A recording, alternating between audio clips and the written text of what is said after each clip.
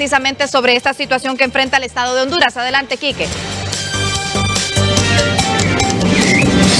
Gracias, compañeros en estudios, un gusto saludarles. Así es, me acompaña Alejandro Cafati. Él es economista del FOSDE y la pregunta que todos nos hacemos en nuestro país sin duda es, a 48 días de paralizada la actividad en Honduras, ¿cuál es la pérdida que ya tenemos en cuanto al tema de la economía? Alejandro, un gusto saludarle. Esa interrogante la tenemos todos. ¿Qué decir al respecto?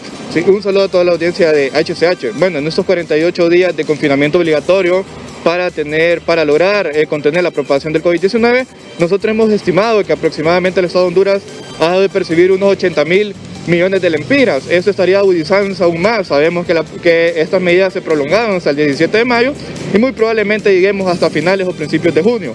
En ese sentido, también creemos que las estimaciones al principio realizadas de crecimiento económico van a ser mucho más agudas. El día de ayer se había publicado un informe por el SICA donde estima que regionalmente Centroamérica estaría decreciendo en aproximadamente un 7%. Esto sin duda alguna sería desastroso porque sabemos que nos convierte entonces en el epicentro de una posible crisis económica producto de la dependencia que tenemos con el comercio internacional. En cuanto al tema del desempleo, si bien es cierto, hace un par de semanas hablábamos que alrededor de 100.000 eran las personas despedidas, pero día a día entendemos que debido a la extensión de esta cuarentena muchas empresas están despidiendo. ¿Cuánto es el dato de personas despedidas? Bueno, ahorita no lo tenemos estimado a la fecha, sin duda alguna se estará agudizando día a día con el cierre muchas veces de MIPYMES, con la suspensión ya permanente de contratos y sin duda alguna con esa falta de ingresos que le generan a las personas que viven del día a día, que las personas que viven en la economía informal que representan cerca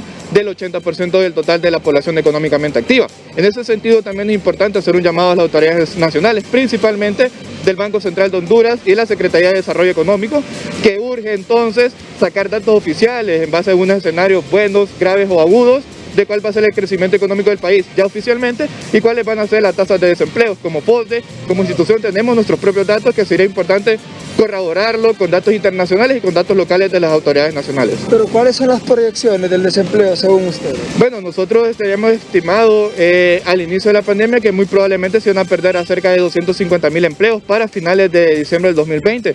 Sin duda alguna este dato tiene que actualizarse, dado que las medidas de confinamiento se han ido prolongando en 48 días y esto va a ir a agravar aún más las situaciones ya adversas económicas que venía arrastrando el país y las que actualmente tenemos. Por lo tanto, consideramos que ¿cuántas familias entrarían ya en estado de pobreza, aún más de las que ya tenemos? Bueno, se estima que aproximadamente unas entre 50 y 80.000 familias podrían entrar en condición de pobreza y pobreza extrema.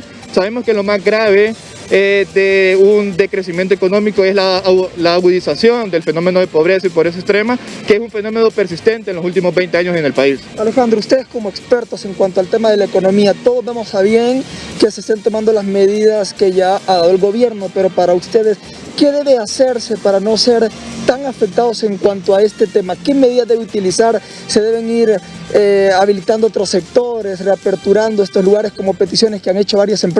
Bueno, lo primero es hacer uso del presupuesto general de la República. Sabemos que esta crisis es una crisis de prioridad, donde el sistema sanitario debería ser el principal y de ahí el rescate económico. De ahí nosotros creemos que las transferencias fiscales para rescatar hogares y rescatar empresas temporalmente son esenciales. Además, es importante que la Secretaría de Finanzas nos diga ciertamente cuál es el espacio fiscal que tenemos como país para las medidas económicas y sociales.